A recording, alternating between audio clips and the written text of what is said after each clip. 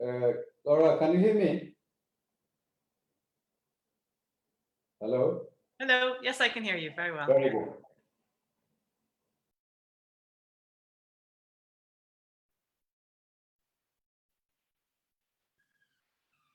Hello, everyone. We're just waiting for people to join. We have quite a big group today, bigger than would ever fit into a real room at Chatham House. So bear with us for a few moments.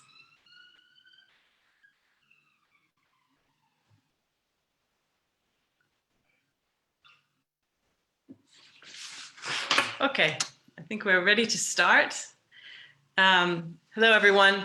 My name is Laura Hammond. I'm a professor of development studies at the School of Oriental and African Studies here in London. And I'm really very delighted to be able to chair this session today on Somalia's elections, navigating discord, standstill, and insecurity with our featured speaker, His Excellency Hassan Ali Khaire, who, as you'll know, was until recently the Prime Minister of the Federal Republic of Somalia from 2017 to 2020. We have an audience participating through Zoom and also joining through the Facebook site. So hopefully you can all see us now. Just a few housekeeping items before we start. That just to be clear that all attendees right now will be muted during the presentations. His Excellency Hassan will be speaking for about 15 minutes and we'll have plenty of time for discussion afterwards. If you have questions, you can put them into the chat box at any time during the remarks or afterwards. We have some of the Chatham House staff will be gathering the comments up and collecting them, passing them on to me, and I'll try to get through as many as possible. Please, can I ask you, if you are called on to ask your question, please do it very quickly so that we can get through as many questions as possible. We have a very large audience and we want to make sure that we can hear from as many people and we can get as many responses from our speaker as possible. Zoom participants can also, so you can write a question to the question and answer box. You can also use the raised hand function in the box if you prefer to ask your question. Again, please, if you're called on, please keep your question very brief. Just a reminder that all the whole session, the remarks and the question and answer will be on the record, which means that those present may use information from the meeting and can identify the speaker and any other participant. I would also like to remind you that filming and recording the event are not allowed without prior permission from Chatham House. However, you're welcome to tweet the event using the hashtag #CHAfrica. Maybe somebody could put that into the chat for everyone. We hope that this is really, I'm sure it's going to be a really full and very interesting hour. This is, of course, a crucial time in the sort of life of Somalia. We're all looking very anxiously at the political developments that are going on right now. As you may know, there's an important meeting going on in Dusmareb at the moment. We may hear some of what's coming out of that meeting. But we're looking not just to what happened at the elections, but what will happen afterwards. And so we're really very, very lucky today to have His Excellency Hassan Ali Khaire to share his thoughts and reflections and experience with us. As I mentioned, he served as Prime Minister of the Federal Republic of Somalia from 2017 to 2020. He's now a presidential candidate in Somalia's 2021 elections. As Prime Minister, he oversaw sweeping institutional reforms, including within the financial and security sectors.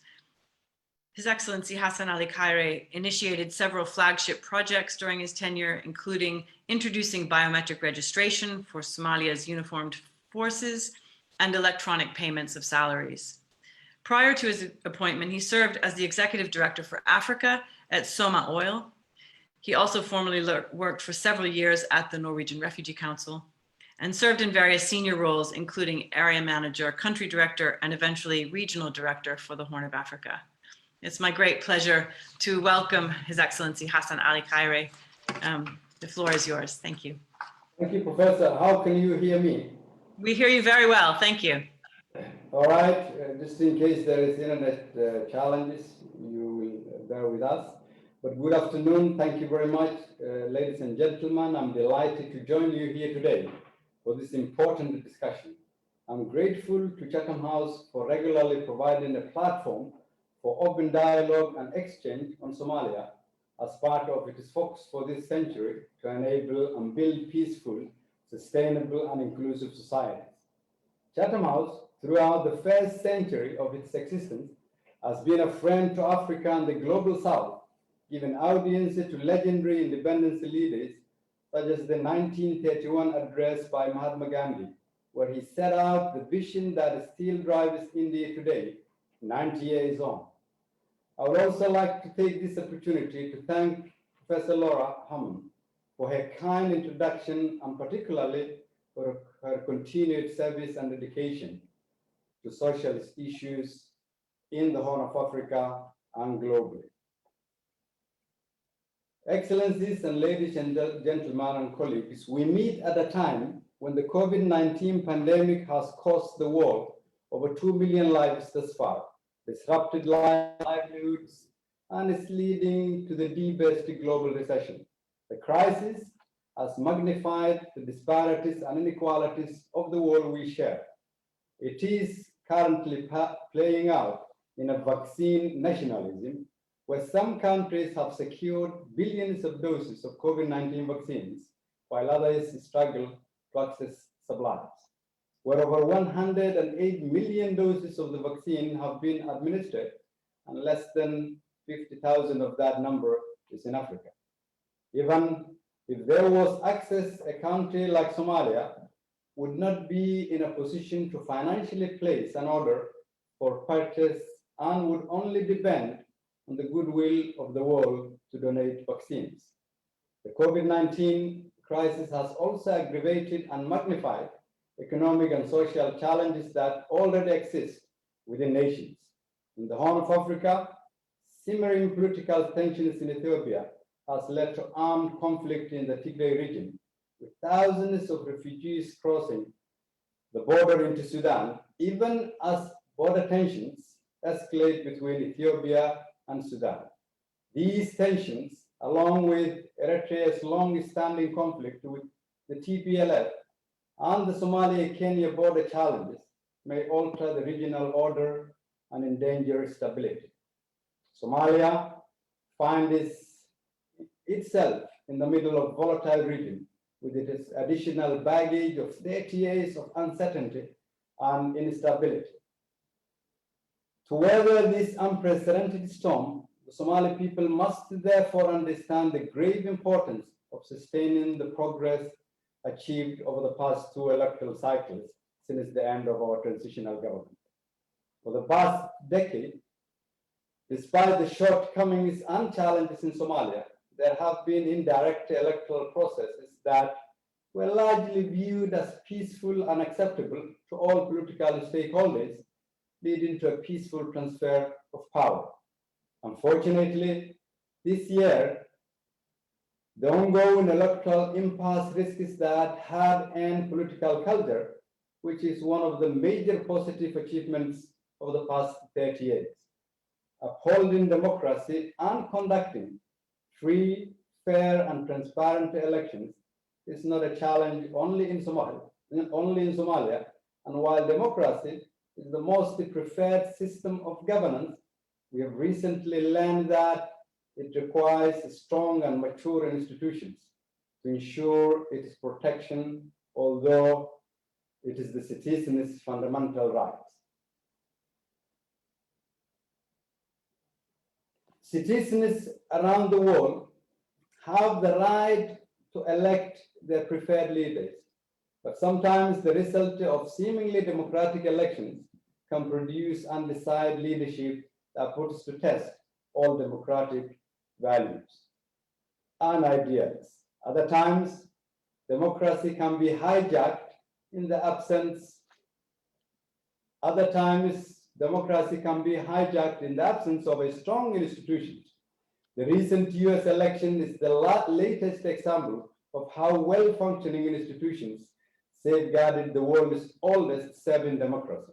Therefore, if there was ever any doubt of the importance of strong, viable institutions, the aftermath of the US 2020 election is our lesson.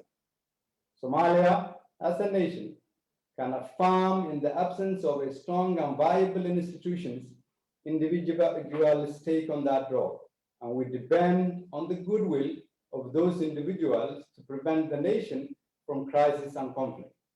The current electoral impasse, simply put, is a situation where the nation's institutions could not safeguard against attempts to derail the very fabric of the social contract that has existed between the Somali people.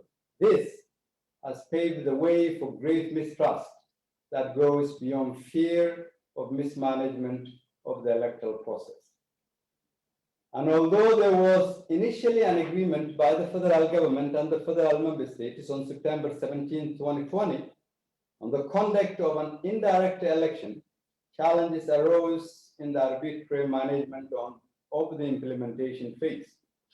These challenges include the unilateral appointment of electoral management committees that included civil servants, security personnel, and known supporters of the current leadership. It also included the undue interference in the electoral management of the Somaliland seats. It included the unrest in some of the federal member states, especially in Gedo and in Beledweyne, as a result of interference by the FGS with the intention of unduly influencing the electoral process. It also included the real fear of militarized election. History tells us that the development and trajectory of fragile countries such as ours are inevitably linked to the management of electoral processes. An attempt to arbitrarily implement an electoral process without the agreement of the majority of the political stakeholders will result in a dire consequence and might have long-lasting repercussions. The main risk of a disputed electoral process will result in a disputed outcome that will not be legitimate in the eyes of the majority of the stakeholders. That would constitute a great setback in a fragile democracy like Somalia. Such an election would also aggravate our already fragile security situation and further embolden Al-Shabaab and other armed groups. The improved political stability over the past 10 years has also resulted in an energized business community, and this will undoubtedly reverse this positive trend, impacting the livelihoods and aspirations of our population. Somalia's revival has also been attributable in part to the generosity of our international partners whose public funds are collected from populations who freely and fairly elect their leaders.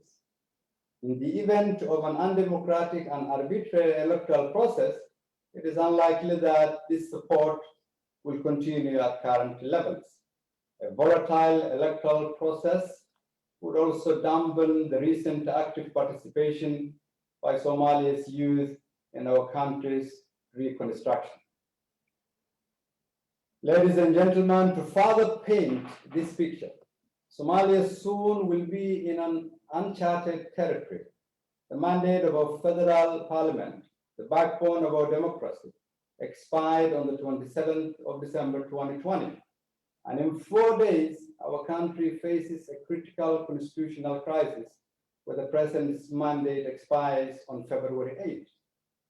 Considering both the executive and legislature will have lost the legitimacy to govern, the only solution to avert this looming crisis is therefore an immediate political solution. The focus is now shifted to a consensus-based agreement between all political stakeholders. These will include the federal member states, representatives of the government whose term is expiring, the union of the presidential candidates, and non-partisan groups such as civil society, women leaders, business community, youth, religious leaders, and members of the international community. To salvage the legitimacy and integrity of the electoral process, all political stakeholders have to be part of the political solution and agree on the management of the 17th September Agreement, as well as address the constitutional crisis brought on by the expiry of the mandates of the governing institutions.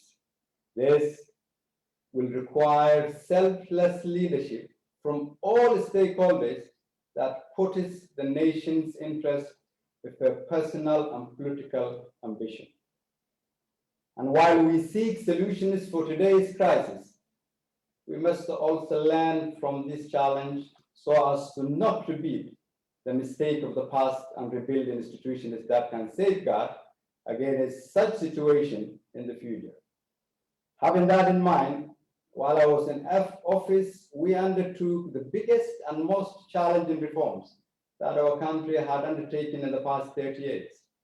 The economic reforms that my team and I initiated led to Somalia's attaining decision point for debt relief, an unthinkable accomplishment at that time. The critical and sometimes dangerous security reforms that we undertook reinstated faith in Somalia's security institutions internally and also build trust with our main security partners. The reforms of our civil service contributed to a greater commitment by the government to ingrain a new work culture in our public services to execute their responsibilities. By embracing this new culture of accountability, corruption was no longer a taboo subject. Public servants were more motivated to execute their mandates, and the general public were more committed as engaged citizens willing to do their part in the rebuilding of our nation. The new culture, above all, inspired many of our Somali youth to take their rightful role as the drivers of transformative agenda and change for our country. Unfortunately, the political challenge of the past 6 months, the lack of focus of continued reforms, and the deep mistrust in government's electoral management halted the progress made thus far. For our country to emerge out of its perpetual situation, the next administration must prioritize the rebuilding of viable institutions and a functioning economy in order to be able to provide services, sustain its activities, and ultimately gain legitimacy in the eyes of the Somali people. This is because without functioning economy, any government will not be able to provide services to its people. And any government that is not able to provide services to its people will not enjoy the popular support of its population. And based on my experience, our country cannot establish strong institutions and promote sufficient economic growth in order to meet our society's needs if we do not undertake critical and comprehensive political reforms that are necessary to attain political security and economic stability. For Somalia to achieve political stability that would aid in institution building, economic growth, and service delivery, it is important for the next administration's priority to be the completion of the provisional constitution. This would unblock a number of interconnected priorities that have been pending over the past 12 years, including attaining one person, one vote, improved security, and advanced federal structures. The completion of the constitution would provide the basis for a strong and legitimate governance structures and address the deep mistrust that has existed in the country. The next leadership must therefore prioritize inclusive political dialogue to address the contentious and long-standing issues that have always been set aside to conclude the Constitution. These include, but are not limited to, finding a solution to the status of Mogadishu, having agreement on fiscal federalism, the electoral and political party system, and an agreed structure of government that can lead to stability. The completion of these and other articles will require both technical and political expertise. But the essence of succeeding is to promote inclusive political reform that includes all stakeholders and making it the #1 national agenda. These political objectives will enable the changes we need to encourage social cohesion, improve security, rebuild our economy, attract investors, and enhance the capacity of government to deliver services. This will lay the foundation of the state that the next administration needs to be put in place for the next 4 years, paving the way for a prosperous Somalia that can make its contribution to the region and global community. This will therefore require leadership that has the capacity to bring people together, capitalize on its youthful population, empower our women, and build the institutions that can protect the well-being of all Somalis. It will require leadership that understands how to deal with contemporary challenges, take a major role in bridging the divide between Somalia and the region, and can understand that in a globalized world, Somalia cannot chart its path in isolation. It will require leadership that can promote and agree on the agenda of the new Somalia with all political stakeholders and our partners. I am hopeful that if we come together, we Somalis can achieve this. I thank you.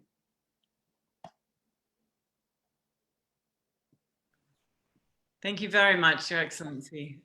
You've set us up very well for, I think, what will be a very interesting conversation. You've really touched on the importance, clearly, of inclusive politics, of inclusive political process, as well as an inclusive political state, government, and touched on both some of the challenges that you faced in the past in your own public service, but as well those that your administration, should it be successful, would tackle going forward into the future. We've got several questions here, and we'll try to get through as many of them as we can. If I can again remind people to keep their questions quite short. I'm going to ask Abdullahi Osman, are you there? Could you ask your question? You can unmute yourself and then ask it.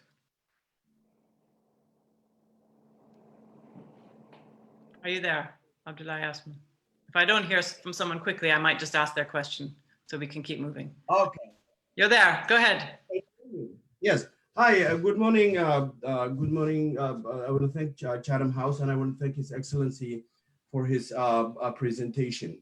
My question is, His Excellency was the Prime Minister of Somalia for about 3.5 years of this regime.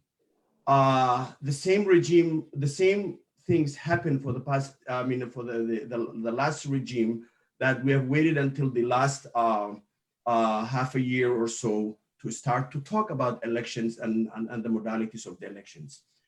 To me, the question that I do have, how much of this failure of this regime, and of course the regime before that, is His Excellency willing to say I was part of it, and specifically what I'm talking about, the completion of the unfinished constitution since 2012, the building of the constitutional court. I'm talking about the legal framework, as well as the what do you call, the institutional frameworks to accomplish this. I thank you.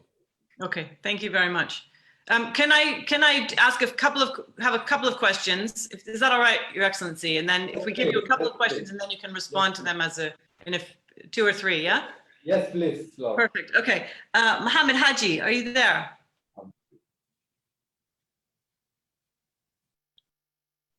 Mohammed Haji, you have a question around reforming Somali civil service. No? Maybe he's having difficulty unmuting. I'll ask his question for him. He says, as presidential candidate, how do you plan to reform the Somali civil service?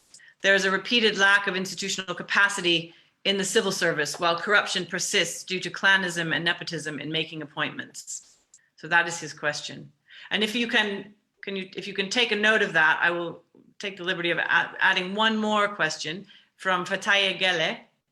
Are you there?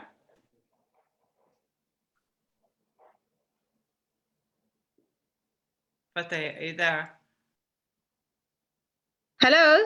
Hello. Hi, I'm so sorry. Thank you so much, Professor Hammond, Excellency Khaire, for a great presentation.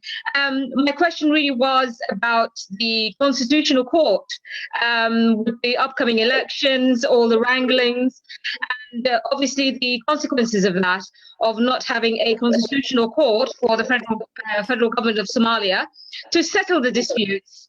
If the Excellency Khaire can actually elaborate on that, would be very helpful. Thank you. Thank you so much. Right. Okay. Your Excellency, let me give you the floor now to respond to those questions, and we'll do another round after. Go ahead.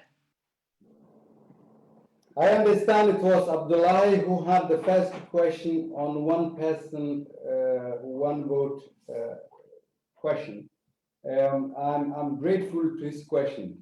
And I want to clear one thing out for our colleagues who are listening to me and fellow Somalis out there. In order for us to have a one person, one vote, there are steps we need to take. And these steps include, we need to know what kind of government structure we would want, what kind of government system we would want, what kind of political party agreements we would want as a country. We also need to accept that in order for that to happen, there must be political agreement between the federal government, federal member states, and all political stakeholders. There has always been a debate for the past 12 years on a one person, one vote election. And I think that would give the best governance in our country. But the real reality is that we must ensure that we have a constitution that answers the critical questions that we spoke about. And in my address, there are things I spoke about in terms of the outstanding articles that we need to have political agreement. Concluding the constitution, it is not what is difficult. What is difficult is to have a political agreement among all political stakeholders. And that's why I said, in the next administration's priority, concluding the constitution to enable us one person, one vote must be the priority. And I agree that that was an agenda that has been there since 2012. I pursue tirelessly for it. The second question of Muhammad Haji in terms of a civil service and institutions. I said in my opening remark that in the absence of functioning and strong institutions, individuals tend to take their position. The nation depends, therefore, the goodwill of those people and how they conduct themselves. So when you don't have institutions that function and the individuals that serve the nation are not able to put in place institutions that can run the government, then we'll have a problem. That's why during my tenure as a prime minister, my whole focus was to build functioning institutions. And I agree with you, the best way forward to prevent corruption and to promote a governance that is as inclusive as possible, we must have institutions that we all need and feel that they serve in a fair and transparent and just manner. On the final question, Professor, in terms of the Constitutional Court, this again comes back in the Constitution reform that we've talked about. In order for us to have a Constitutional Court, the federal government and the federal member states must first agree on what kind of justice model the country should have. If we don't agree on that and have it in the constitution, then we won't be able to put in place a constitutional court that is agreed by all parties. That is why, as we did security sector reform, civil service reform, economic reform, the next major agenda of our country is a comprehensive and inclusive political reform that I think would answer all the questions these three great colleagues of us did ask me. Thank you, Professor. Thank you so much. Thank you very much. All right, I'm going to now turn to some of the hands that are raised. I think the first hand that was raised was Abdulkarim Mohammed. Are you there?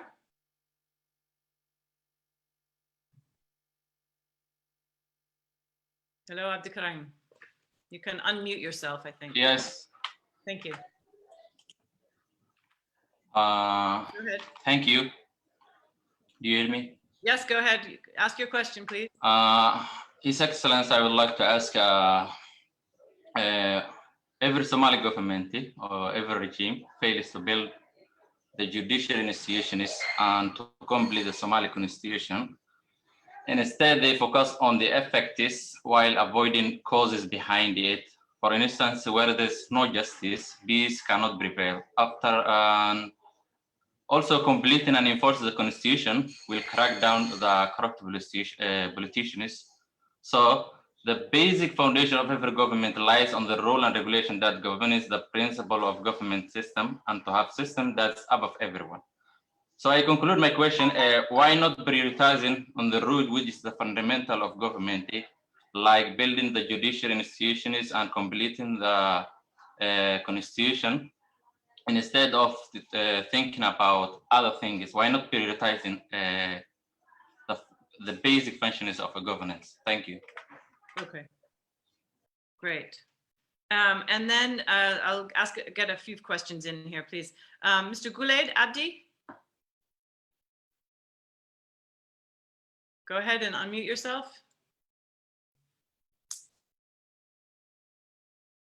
Hello, Mr. Gulaid Abdi?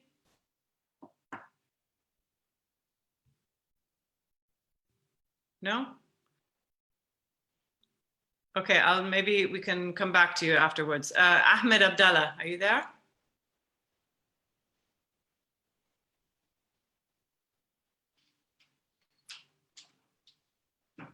Hello, Ahmed Abdallah. Hello? Hello? Yes. Oh, Gulaid, you're there. Okay, go ahead. Yeah, thank you, Laura. Briefly. His Excellency Hassan Ali, since you have been the longest serving Prime Minister in modern Somalia, you have been so illusional about Somaliland in terms of election. You know, Somaliland is they have been doing. You have been set up. You know, Somaliland elections will take place in Mogadishu. While you were so reluctant in your terms to engage Somaliland or to resume their dialogues, why it happened like this? Why does that happen? Okay, thank you. We have your question about Somaliland. So that's our second question. And then Ahmed Abdallah, are you there now? I think you can unmute yourself now. Ahmed. Hello there, can you hear me? Yes, very well. Go ahead. Hello, everybody, and His Excellency, Mr. Khaire. I know him very well, and he's a very hardworking guy, and he's a good guy, really. Trust me. Okay, can you give us your question? And my question is, Somalia, we had plenty of problems. For example, Al-Shabaab, and we had leaders who just fighting over the power, and Khaire became one of them. How could we trust him? We know him, he's a candidate now. And over the years, last couple of years, he was trying and telling and promoting us he's going to do one man, one vote. And lately he changed his mind and become the opposition's parties, one of them.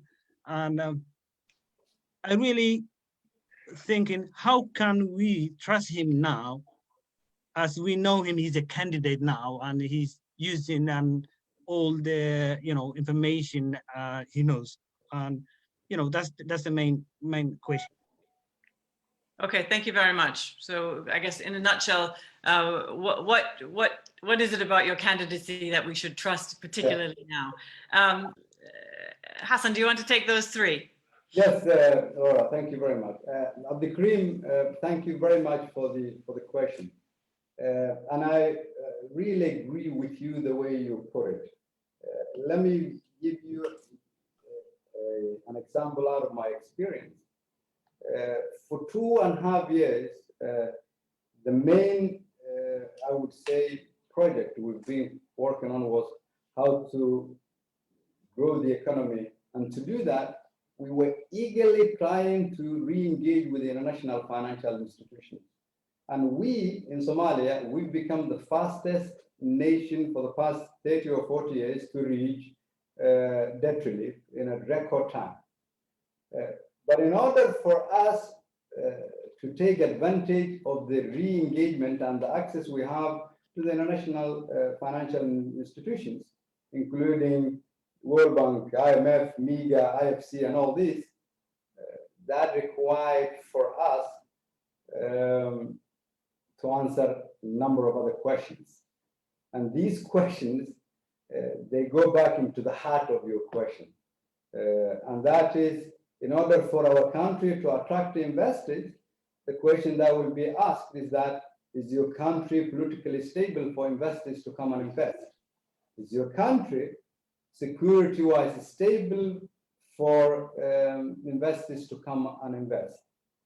And do you have a justice and legal system that can promote trust and those investors will have confidence in? All these questions can only be answered if we go back to the political reform questions that you asked. And the justice and rule of law is part of the political reform. And now our country has reached as a critical crossroad, which is if we don't answer these questions, we will not be able to build a nation that can compete with our neighbors and take part of the global development. So I fully agree with you, and it should be a priority. Now we have seen it as an example.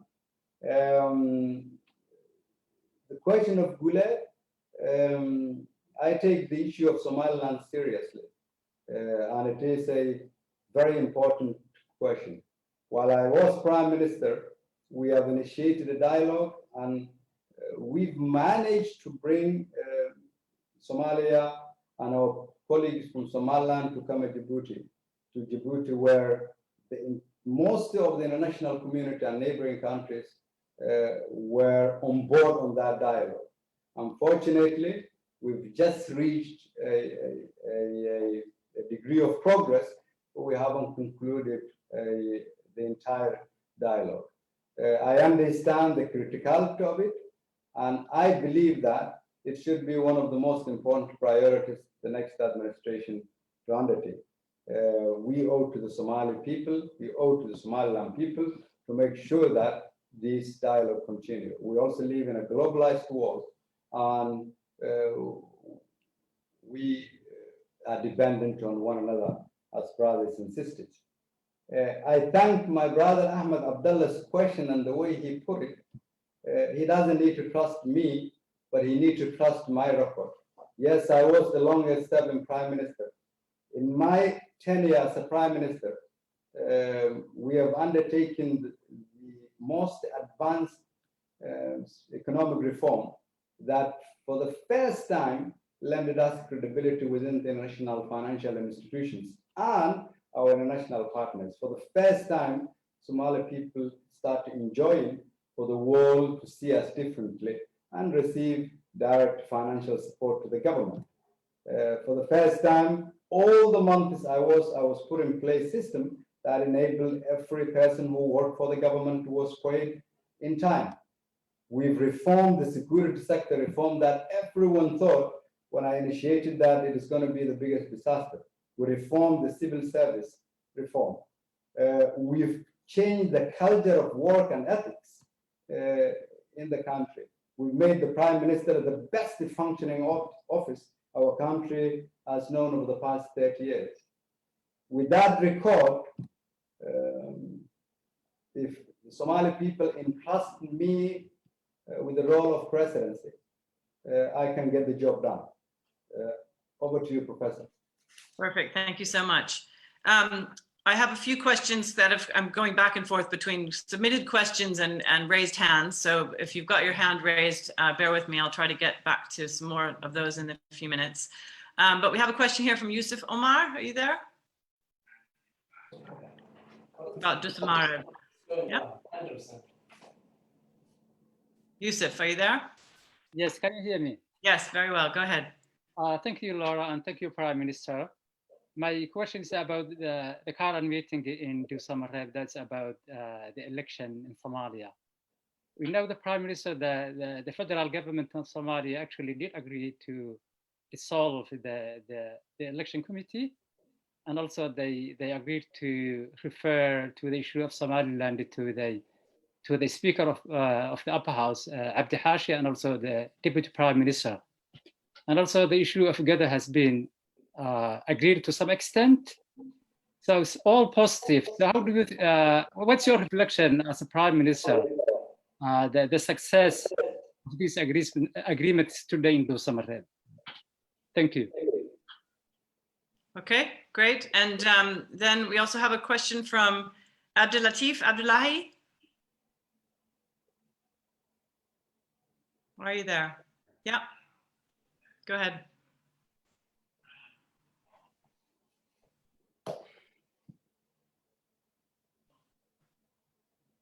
Hello?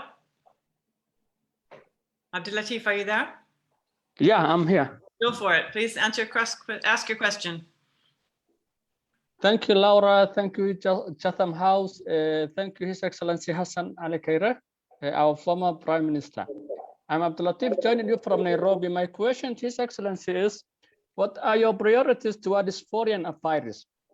And will you be able to correct political faults committed by the government or federal government during your tenure, like a spoiling relationship with very important governments like Kingdom of Saudi Arabia, United Arab Emirates, and Egypt?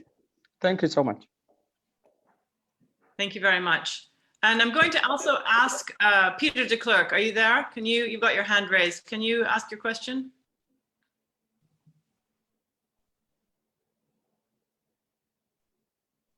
Peter.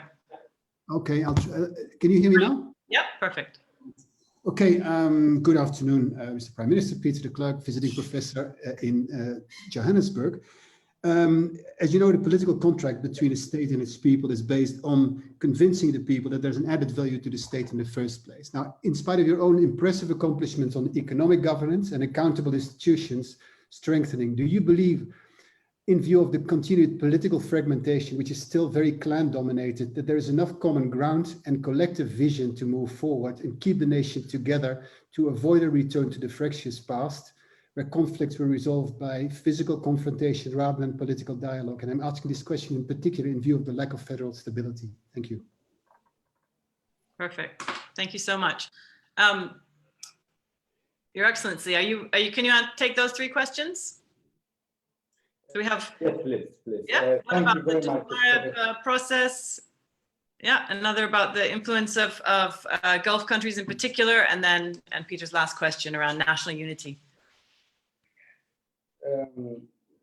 First, I want to thank Yusuf for sharing with us the information he did share with us. We don't have any official reports, at least I don't as of now, but we are encouraging all of us that those colleagues of us, either from the federal government or federal member states, who are representing the Somali people in Dusamareb, that the entire Somali people and the nation are looking at you. And failing to reach an agreement will dash the hopes and aspirations of the Somali people. So there are three major outstanding elements, as Yusuf put it, and that is the issue of Somaliland, the issue of ghetto, and the issue of electoral management, and an overall agreement on how to manage the implementation of the content of the agreement. And if it turned out to be positive, I think it is a progress for the nation and a positive, I would say, step for all of us. So we would welcome and we will encourage and we will support, should there be a comprehensive agreement that the Somali people can be confident on. The best way forward is for us to have an agreement and to conduct an election so that we can keep that momentum of nation building. On the issue of Abdulatif Abdullahi, I want to remind all our colleagues, my country and abroad, that we can only be strong internationally when we are strong at home. What we need to focus now first in the next administration is to unify our country, bring the Somali people together and ensure that in a unified and collective communities and a nation, we can reach out to the rest of the world and look after our interests as we engage with every country. It is my belief that cooperation works best. And it's my understanding that as we protect the interests of the Somali people, we should have a positive relationship with every country that we can. But these relationships should be based on a mutual interest and mutual trust, mutual respect of all these countries we will have a relationship with. I thank Peter for serving our country for many years, and I see his question, which is rooted his deep understanding of the context of Somalia. But I think, Peter, there is a political understanding here, which I think you have debated many times with me and other people. But remember that in our country, economic challenges and poverty is the essence of the conflict that we have as a nation. A government that is not able to provide services to its people, a government that cannot build roads, bridges, hospitals, provide education and health service to its people, will not have relevance in the eyes of its people. But the problem is, in order for us to provide these services, we must have political stability. And that is why the social contract is absolutely critical. To deal with the security situation, you must reduce the unemployment. You must promote rule of law and governance. You must have functioning institutions and justice system that work. All these things impact positively in making peaceful nation. That is why all these elements are interlinked. With a new leadership who understands Mogadishu is not his or her duty station, that reaches out to people, stays with them, feels their pain and prospects, and brings the Somali people together to conclude the constitution, to put a system in place where people can trust, plus a leader who is able to communicate the new Somalia to the rest of the world, I think is doable. Remember, 30 years is a long time, but the Somali people have learned a lot. Now we are at a critical crossroad. And this time, because of the progress we've made while I was in office, in terms of the function of an appointed leader, I think I see a potential for our country, because now we understand the challenges we face, and we have an idea on the solutions on how to translate these challenges into opportunities. But ultimately, it will require a solution that comes within from the Somali people, Peter, and I think it's doable to prevent it from the deepening crisis you've talked about. Thank you, Professor. Thank you so much. I'm going to take the next round of raised hands. I'll mention the three people so you can be ready to speak one after the other. So we have a few minutes left. I'll take the chair's prerogative, and I've had Chatham House's permission to go over a little bit if necessary. I hope that's all right, Your Excellency, if you've got a few extra minutes. But the next three would be Adam Matan, Fodoso Loyan, and Mukhtar Mohammed. So Adam, are you there? I am, Laura. Can you hear me? Very well, thank you. Go ahead. Perfect. Thank you, Laura and Chatham House, and thank you, His Excellency and Hassan Ali Khaire, for your informative remarks. You talked about inclusive politics, and I wanted to know your thoughts on the allocated 13 seats in Mogadishu. And some of the Council of the Presidential Candidates has indicated that they oppose the idea, or they see the idea as a political maneuvering by the current president. So what are your thoughts on that particular issue? And do you think Mogadishu deserves to get its political representation? Thank you.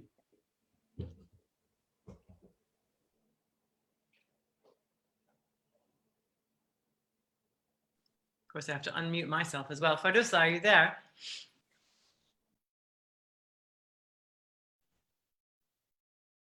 Okay, go ahead.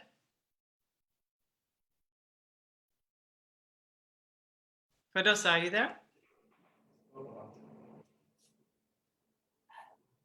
Hello, Fardusa. Fardusa Loyan. No? Okay, I'll come back to you. Mukhtar Mohammed, are you there? Thanks, Laura. I am. Thank you very much. Thank you. Afternoon, Laura and Mr. Hassan Ali Khaire. Just wanted to touch on your period as the Prime Minister of Somalia. Me personally speaking, Mukhtar, I am literally a product of the war. My family left Somalia, specifically Mogadishu, to move to London after the war kicked off.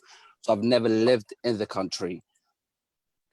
Seeing what happened in 2017 with the President Farmajo coming in as a very popular president, arguably probably the most popular, with that literal votes taking place, you had a great opportunity with Mr. President Farmajo to make changes.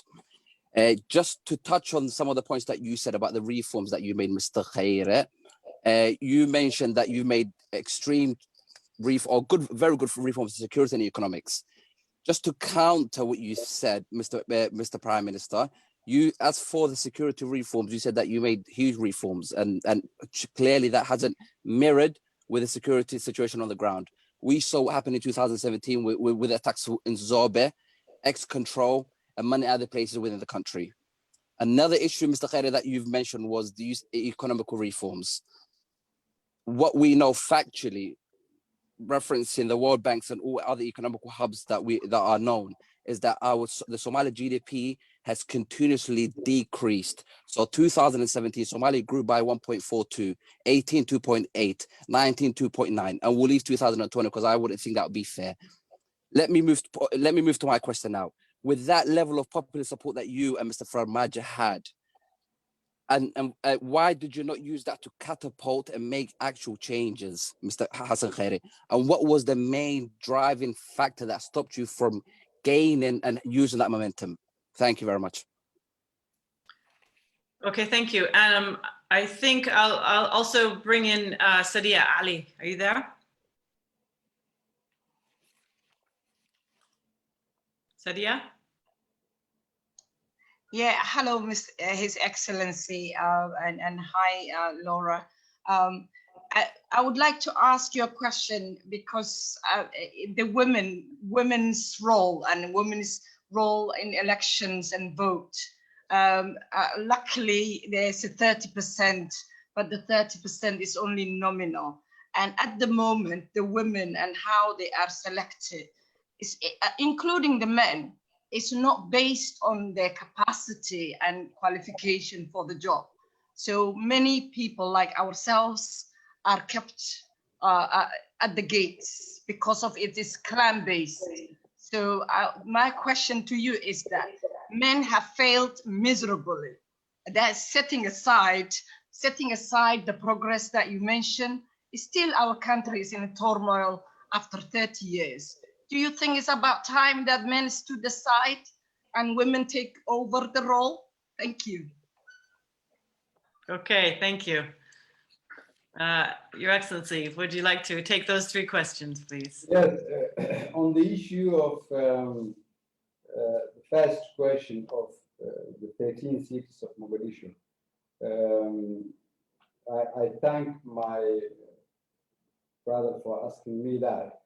And as you could reference from my speech, the first item I've mentioned that is outstanding of the Constitution is the status of Mogadishu. Mogadishu, as you put it, has the right of representation. And it is known to everyone, it is a city with over 3 million people. But the real reality is that the Constitution says we need to determine the status of Mogadishu first, and it has to be agreed. In order for this to materialize, we need to accept the reality that it must to be included in the revision of the Constitution, and it must be agreed by all the political parties. And that is why it is absolutely urgent that we need to undertake the political reforms that I've said we should initiate. I am thankful to Mukhtar on his question. I understand that he hasn't been to his country. I look forward to him coming back to his country. We need young, constructive and critical men and women like him to come back and to rebuild his country. In terms of the economic challenges you've talked about, one thing is to see the GDP. Another thing is that to start building financial institutions that is accepted by the international community. For the first time in 30 years, Mukhtar, our nation is at a stage where we have direct access to the international financial institutions. In 2 years, in reality, nearly all our debt in reality can be relieved. We can have an access to investors if we put our politics and policies correctly. In terms of the security, I said it in my introduction, to defeat terrorism doesn't only take military structures and military means. Defeating terrorism means that you must have institutions that work. You must have good governance. You must have justice system. You must reduce unemployment. You must keep the hopes and the aspirations of the Somali people. But remember, for the first time, every soldier in our country, after I came to office, is biometrically registered, paid directly. We know his or her duty station, and their hopes and aspirations have changed. But it will take time. Remember, we are talking about a conflict of 30 years. I do understand your frustration. It is our job, those of us older than you, to hand over to the young generation the nation they have right for. We are trying to do as much as we can, and I have said it, the weakness and the strength that we faced in the country. In terms of Sadia's question, I am one of those people who believe that a country should use the potential of its human capital. If 50% of our nation's population are female, we should give at least 50% of the nation's share to women. Otherwise, we will be like an engine, a vehicle running on a half engine. In other words, if we want to compete with the rest of the world, we are in an era where there's no difference between men and women in terms of the capacity and the expertise. 30% is a start. I agree with you, and you should have the frustration that you should have. But remember, even in an advanced nations, women are still fighting for their rights. We want our strong, committed, capable Somali women to continue fighting, and they have a voice fighting alongside them, and I'm one of those people. Thank you, Professor. Thank you very much. I'm going to take the chair's prerogative, as I said, and run a few minutes over. I have a question from Fiona Lorton. Are you there? Fiona? Hello, can you hear me? Yep, go ahead. Good afternoon, Excellency. I'm from the African Union, and I would like to ask, there's a resolution being negotiated in the Security Council right now, which addresses the future of AMISOM. And there is a strong push by certain member states to end AMISOM at the end of December 2021 and replace it with a new mission. And I would just like to ask you, what is your view on this matter? Thank you. Okay, thank you very much. I also have a question from Muna Ismail. Are you there? Muna? Thank you, Laura, and thank you, His Excellency. My question is actually nothing to do with the elections and all that, although it relates to the wider welfare and the resource management of the country. So, Mr. Khaire, as an ex-Prime Minister, what reform did you institute during your premiership to safeguard Somalia's waters from illegal, unreported, and unregulated fishing practices by unlicensed fishing fleets? And I think I will keep it short at that. Thank you very much. Thank you so much, Muna. And finally, I think this will be our last question. Mohammed Ibrahim, are you there?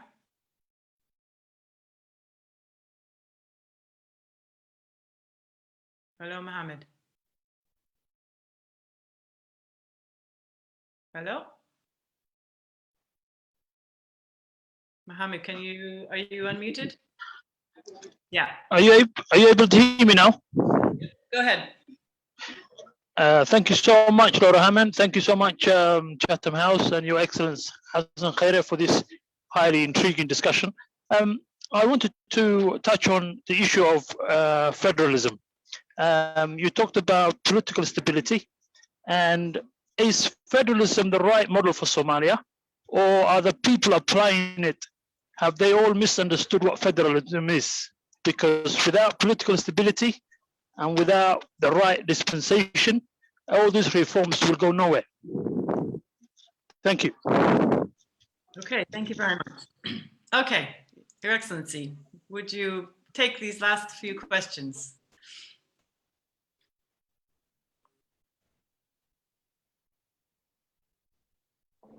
Can you hear me? Yes. Yes. Go ahead. On the issue of AMISOM, I think we Somalis are very grateful to the sacrifices and services and the ultimate prize our brothers and sisters in uniform have paid in our country. Without their commitment and courage, and without African Union's commitment in this issue, and the troop contributing countries, we wouldn't be where we are.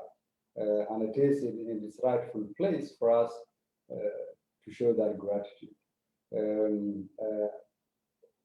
I understand that there is always questions on when is the transition where the Somali National Army takes over the responsibility of the security of the country will be completed. The gains and the progress made by AMISOM need to be sustained. And there is a critical, I would say, progress that has been made in terms of reforming the Somali National Army, but more work needs to be done. And it is my view that until we are capable of having a completed structure in terms of security forces, we will need the support of Amazon.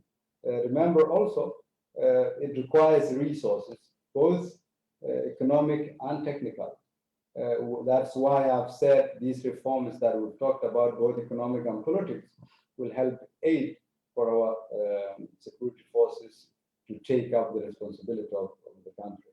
But Mona Ismail's illegal fishing in terms of our natural resources, I couldn't agree more.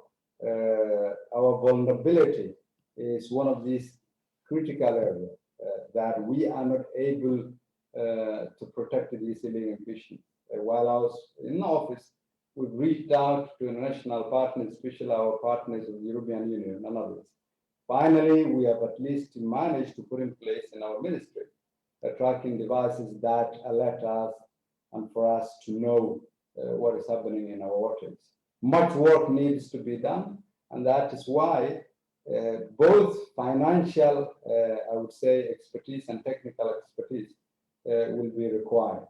On Muhammad Ibrahim's federalism question, the question is not whether this is the right system or not. The reality is that this is the system of social contract and political structure in terms of federalism that our country has agreed. I said that in my remark, the federalism came before the nation managed to put in place the systems, policies, procedures that would guide the federal structures itself. What we need to do now is that to make that real. And as we reform our political structures and conclude the revision of our constitution, we will look into the strengths and weaknesses of what is working in the system and what is not, but that must be the overall Somali people who take part of that debate. The ultimate political stability will depend on what kind of political processes would be put in place and how we make sure that each and every Somali feels that they belong in this country. They have the right access and the right opportunity so that we are all equal and we all share the same nation and work toward this prosperous and better Somalia. Thank you very much. Thank you so much. And I think that's a really fine note to end on. We're all hoping for a prosperous and peaceful Somalia going forward, particularly over these coming months where, security and peace and hopefully smooth electoral process can be completed. So thank you. Let me thank you so much on behalf of Chatham House and all of those who are gathered here. To thank you for your comments, your prepared remarks, as well as your willingness to take any question and to answer it frankly and fully. We've really appreciated the opportunity to hear from you.